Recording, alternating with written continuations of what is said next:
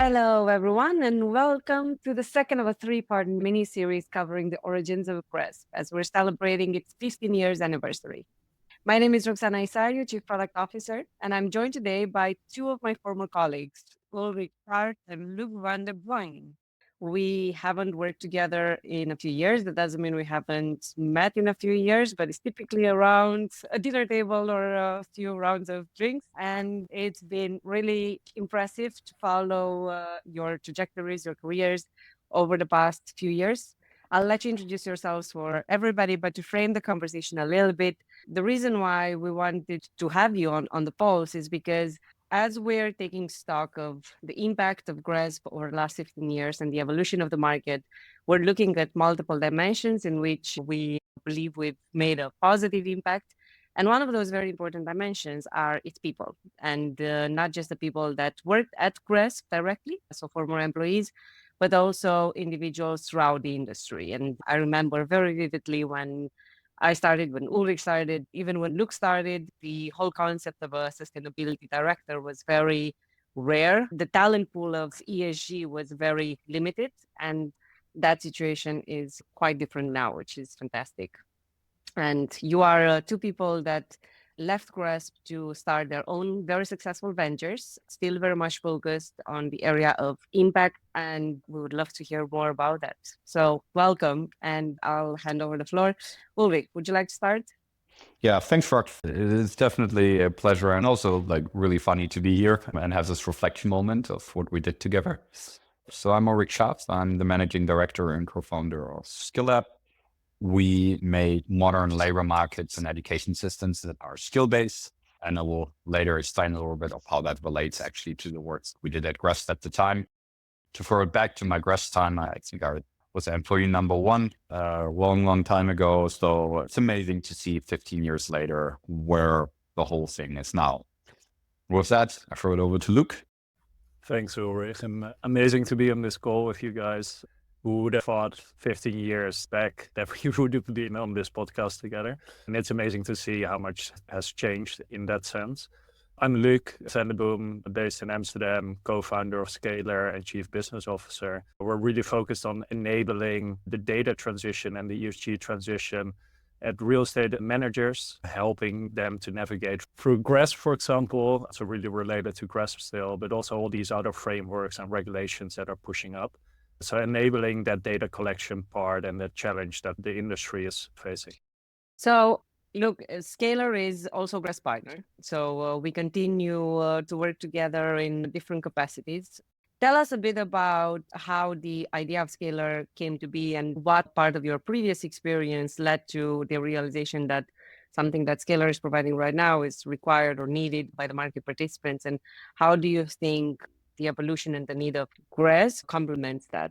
And feel free to take an arch into the past and maybe reflect on some of the early days, early moments as you do that. Yeah, I think it comes down a bit to what you mentioned in the introduction. The whole concept of a sustainability expert, director, or CSO has evolved really quickly. And where you've seen platforms focusing on helping exactly those experts or consultants in our space, that is a particular focus that we have. But our focus at Scalar and the gap we saw in the market is really making sure that every stakeholder in the real estate industry is enabled with easy data collection features, with the insights that they need to make the right decisions on a daily basis. And that really comes down to a narrow edge in terms of user friendliness, on proactiveness that you can achieve within the platform, reflecting on how we created that vision around data architecture. Really comes down to my time at GRESB as well. Having worked at a small company, I think I'm probably the 6th or 5th employee. It was a small team dedicated to make a global impact, which GRESB is still so focused about. But that also meant my personal goal was influenced so much with that, not only from an energy transition perspective, but also from a startup vibe and making sure that even with 8 people, back then you were able on a global scale to change and to form a market that wasn't there yet. People weren't able to collect that data. People had all these challenges when it came down. They even didn't know what ESG stood for, or sustainability. And I think that for me made my personal dream and vision to, with a small team, with a startup, with a SkillLab now, but change the world a little bit to a more positive impact that we really need. Thank you. Look, Ulrich, I'll turn to you to talk a bit about the social dimension, because obviously when we talk about ESG, we talk about the S as well. And I know that in the real estate industry, there's a temptation to focus a lot on net zero and decarbonization and embodied carbon, all extremely important topics.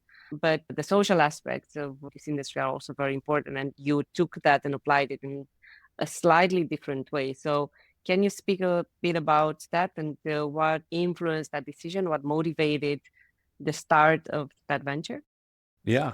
I mean, in 2017, when it became clear to me that it was time to move on to the next chapter of my life beyond GRESB, I thought long and hard about what did I actually learn the last couple of years.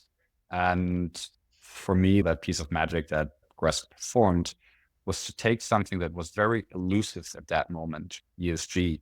It existed in marketing brochures at the end of the day, and to turn it into really structured data that is benchmarked and became a huge industry enabler, right? So many companies, so many organizations that do fantastic work in sustainability are able to do it because there is a baseline of real, reliable data on ESG that's done in the same standard. So my reflection of, okay, what did I actually learn here was really this core idea of how can I use technology and modern systems to take something that's right now very, very elusive and turn it into structured data to build amazing services and products on top of it, right? And GRESB did it for a benchmark that stood very firmly between the institutional investor and fund manager. In our case, we took it to a completely different industry, meaning labor and education markets. And we asked this basic what if question of what if we can use skills as a universal language to describe what a person can do, what you learn in a specific training, or what are the requirements for a job, and really go from this concept of everybody having a different CV or a certificate for something to one structured data language that allows to reconnect all of the different pieces. And, that's, let's say, technological know-how. And more on a motivational level, I can only kind of confirm and underlie what Luke just mentioned. Having that experience as a young person, that in a small way, you can literally change the world with a very small team. If you have the right idea at the right moment and a lot of high quality folks around you, that's extremely empowering. And realistically, most people never have that experience in their 20s. So we were extremely blessed and fortunate to have that. And then to take the confidence out of this, that if it worked with GRESB, we can also do it in different contexts. That could almost be a closing statement for anyone that is looking to start their own venture and have an entrepreneurial spirit and want to have their own impact in this industry. We all know it doesn't come easy. There's a lot of hard work that builds the foundation of any new organization. And I think we can consider ourselves lucky enough to be able to do that in a field that has also very strong impact.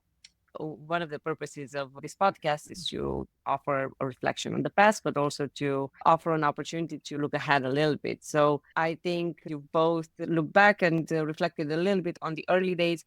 Is there anything that you see in today's market that you think, wow, I really didn't expect this to happen when I started working in this field?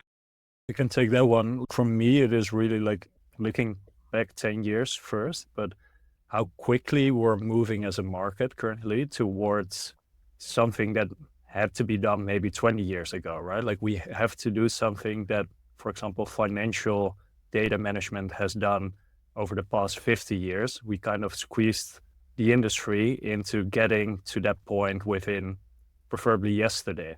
So in a couple of years. And I think there's a lot of friction and a lot of positive push actually. But it is up to the industry, up to GRESB, up to industry associations to guide that towards the right direction. And that's why I also think GRESB has such an important role to play still and back in the days as well.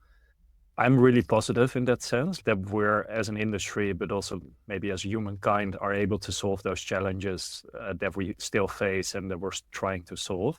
but we need to speed up things. And my personal goal is that technology or a good data architecture within our platform can help facilitate that or enable that transition. And I'm just really positive that that push is really fast at the moment, although it frustrates sometimes a bit as well. But with regulation and with people actually wanting to make that positive impact and that intrinsic value that we're creating across the globe, I'm really positive that we can push the industry and the whole market forward in the right direction. So training, education, and upskilling individuals towards an environment where this becomes mainstream is one of the keys that unlocks this challenge. And that goes straight into Ulrich's courtyard because it's probably what you wake up thinking about every day. So what is it that you're mostly focused on these days? What is one of the main challenges that you're dealing with at the moment that you would like to see unlocked, maybe over the next 15 years? We'll start with SkillLab and then move over to where the parallels to GRESB. In short, we want to transform how labor and education markets work. And we think that those traditional approaches of thinking in degrees and job titles just marginalizes a lot of folks on the labor market. I often describe as our target group as everyone that's not going to get the next job through LinkedIn. I think LinkedIn is a fantastic tool and it works for many people in the world. But when you look more at the medium and bottom end of labor markets and maybe some people that are a bit lost, we established in kind of infrastructure that just marginalizes a lot of folks in labor markets. We want to change that. And the way we do it is by describing a person or a piece of education or a job as always the skills that are contained within. By using a universal language to describe very different objects in the labor market, we can kind of reconnect them and therefore transform how labor markets work. And the impact of that should be that every person on this planet has a clear pathway to meaningful employment. So that's the mission, and that's what we work on. To draw a bit parallel here to GRESB and to look forward to what should happen in the next 15 years, in many ways, it's quite similar. In both cases, we're talking about a transformation of a space. If we want to transform labor markets, GRESB is pushing to transform the real estate and infrastructure industry around sustainability. To make that transformation in an age of technology possible, you need consistent data language that is robust and reliable and allows to create a lot of connections within the ecosystem. So in many ways, GRESB is doing a lot of infrastructure work that then allows other stakeholders and organizations and people to do their job. I would often think that nobody wakes up in the morning to do, let's say, ESG reporting, but there's a lot of people that wake up in the morning and want to transform real estate assets, and they need the reporting and data infrastructure to do so. What do I hope to see in the future is that ecosystem is just going to get more and more robust. When we started out, it was essentially academic research that proved that there was a connection between financial returns and ESG performance. The next 15 years really established ESG as a kind of mainstream aspect of the real estate industry. And I hope that in future, when we think about non-financial reporting in terms of ESG, that industry is as sophisticated and interconnected as many parts of the financial industry. And that will happen because a lot of really smart people are working on it. And there's now also a lot of push, not just from the industry, but also government actors to make that happen. Thank you, Ulrich. Luke, closing statements from your side? I think the three organizations that we have been discussing are all just really focused on enabling the industries that we're focusing on. Enabling that people who work in Australia learn from what is happening in the US or in Europe when it comes down maybe to regulation, that we're not making the same mistakes as well from a data architecture perspective or on how we use those tools together. And that for me is just my personal goal as well. But let's collaborate together, whether it's through SkillLab or what GRESB has built over time or what we do at Scalar to enable that data collection and analytics in a meaningful way and the reporting side. I think if we can keep doing that as an industry, collaborate on the things you're doing best and solving in the market, we will be able to solve the challenges in terms of climate change, in terms of decarbonization. And I truly believe in that. Otherwise, I wouldn't say it. But we have a long way to go. So let's all put our shoulders behind it and make sure that we deliver. Well, good thing. Like Ulrich said, there are a lot of very motivated, dedicated, and smart people coming together and working on this. So there's a lot of hope for the future and a lot of excitement for the pace of acceleration. And I can only hope that 15 years from now, we can get together again and maybe reflect on what was said today. Thank you for being strong supporters. Thank you for continuing to be great GRESB ambassadors in different capacities and for doing your part of the work when it comes to educating, training, upskilling, and growing the ESG tent in all its dimensions. And with that, we'll wrap up. Thank you all for listening. Thanks for having us. Thanks, Rox.